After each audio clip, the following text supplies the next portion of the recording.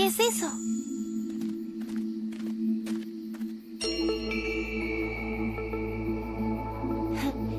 Y tú querías dormir en el suelo.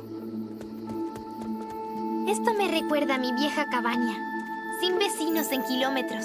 Espero que no seamos una inconveniencia. Ya es tarde. Espero que tengan una tetera. ¡Espera!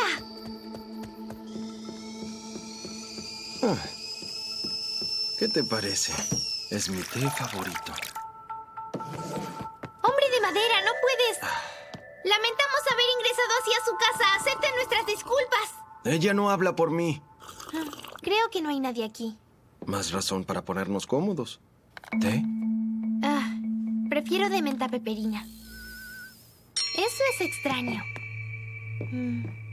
Oye, ¿a dónde vas? Junto al fuego a disfrutar los discos. ¿Tienen un fuego? Eso parece. ¿Y discos?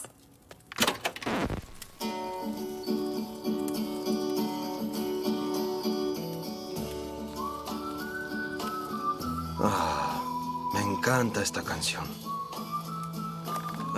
Me pregunto si tienen una guitarra. Eso es. Este lugar es lindo. Me pregunto si podré convencer a mi madre de mudarnos aquí. Lejos de la ciudad. Solo nosotras.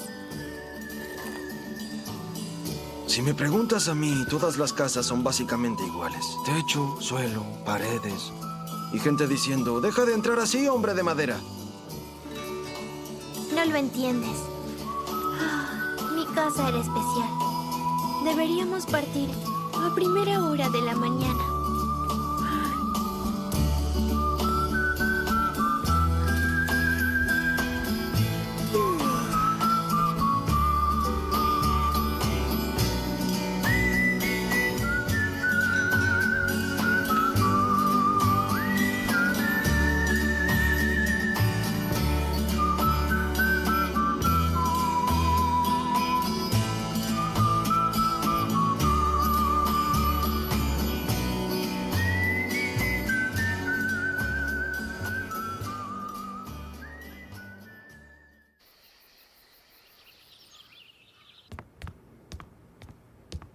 ¿Hiciste el desayuno?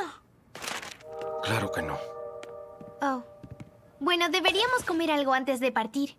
¿Tú comes? ¿Qué pregunta más descortés?